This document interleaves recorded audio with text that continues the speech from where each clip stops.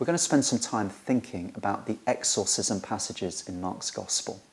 Exorcism is the practice of casting out evil demons. And as Mark's account of Jesus' life unfolds, time and time again we read of Jesus going head to head with the evil powers and driving out these foes from the lives of people he comes into contact with. First, it's perhaps important to say a brief word about the terms in the original Greek. There are two words that Mark uses which both refer to the same thing. The first word is translated evil spirit or impure spirit. This carries the connotation of ritual impurity, so that as a result of someone having an evil spirit, they are rendered unclean according to the Jewish law, and therefore they're unable to take part in the life of the worshipping community. The second word is the word translated demon, which carries the connotation of satanic power.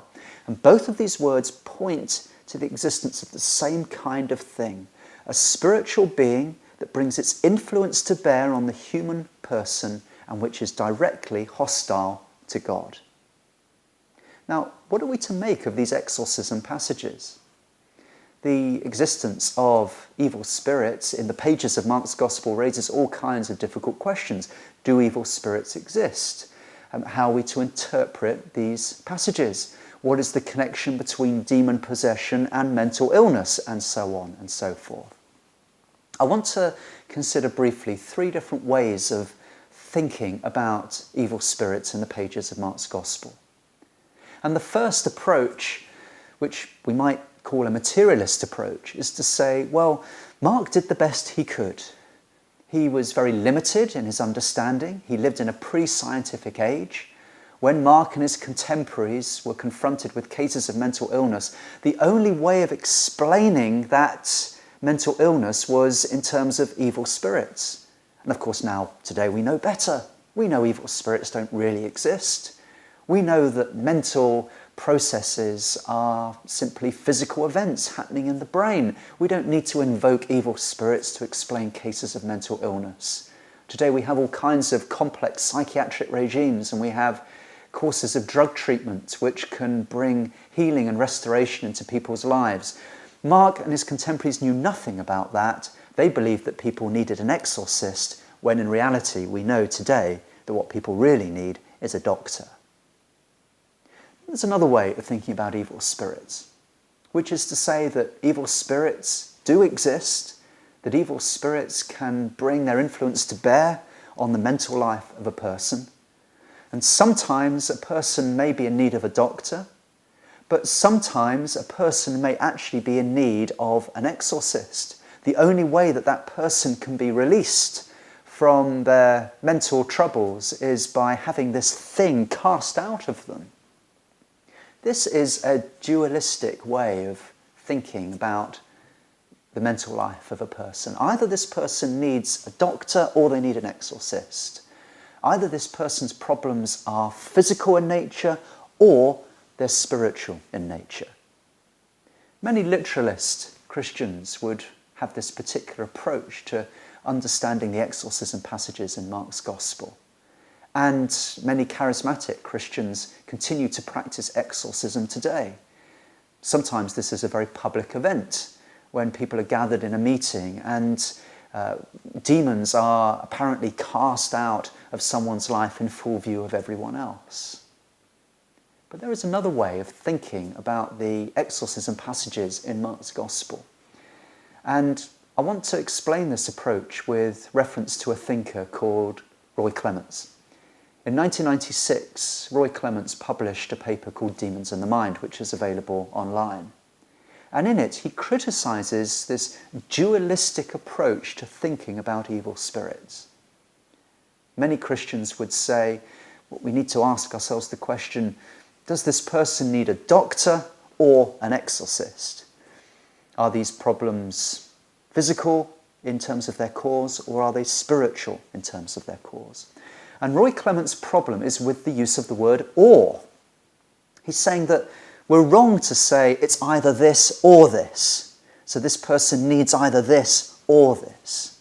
He said this dualistic approach to thinking about the mental life of a person is hopelessly misguided. He says what we need is a holistic approach to thinking about the individual. He says that the human person is an integrated psychosomatic unity. What he means by that is that to be human means to be made up of body and mind, and these two things are so closely integrated that you can't readily split them apart from one another. The relationship between them is very close and it's very complex. And Roy Clements says that there are various influences that bring themselves to bear on the mental life of a person. There are physical influences, brain chemistry and genetics, for example. And there are social influences, a person's background, a person's experience, their family upbringing, and so on. And then he says there are spiritual influences as well, which is demonic attack. And he says all three of these influences can make themselves felt on the mental life of a person. And in practice, it can be very, very difficult to tease them apart and say that this person's problems are due to this rather than this. He says in reality, these three things interact with one another. Yes, it may be true that one or other of those may be the major cause, but in practice things aren't always that straightforward. He says it's perfectly conceivable, therefore, that demons can bring their influence to bear on a person, but at the same time social influences and physical influences are also making themselves felt. So if we think about Jesus casting out this demon from the man present in the synagogue in Mark chapter 1, when he does so, and Mark describes very clearly that this man was possessed by a demon, it's very evident that, according to Mark and to Jesus himself, that this man was under some kind of spiritual attack. But that doesn't exclude the possibility that there was a physical or a social cause to his problems as well. It's just possible that had medical treatment been available to this man, that he may have responded to it. So Roy Clements says there are lots of implications of this holistic understanding of the human person, both for the way we interpret Mark's gospel and also for the way that we help people deal with mental illness today. He's saying that demonic attack is real, that we should therefore expect to see evidence of people being under the influence of demons in certain situations, in certain cases, but it's not always so easy as to say this person is demon-possessed rather than having any other kind of problem. In summary, these three kinds of influences, physical, social and spiritual, often interact with one another in very complex ways. So there are three different ways of thinking about evil spirits. We might call the first approach a materialist approach, which rejects the existence of evil spirits altogether.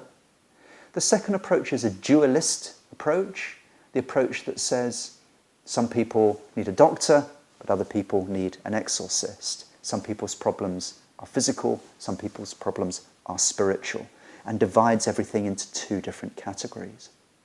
Or there's the holistic approach, which is advanced by Roy Clements and others, which is that a variety of influences bring themselves to bear on the mental life of someone. And it's not always easy to tease those different influences apart. It's therefore perfectly conceivable that someone who responds to medical treatment and who would also respond well to psychiatric counselling is also under some form of spiritual attack. So, in summary then, we've got this extraordinary man, Jesus, who is contending with the spiritual powers, including the evil spirits. And through Mark's gospel, Mark is wanting to show that Jesus' authority is demonstrably greater than the authority of these evil powers. And that's why Jesus wins every time.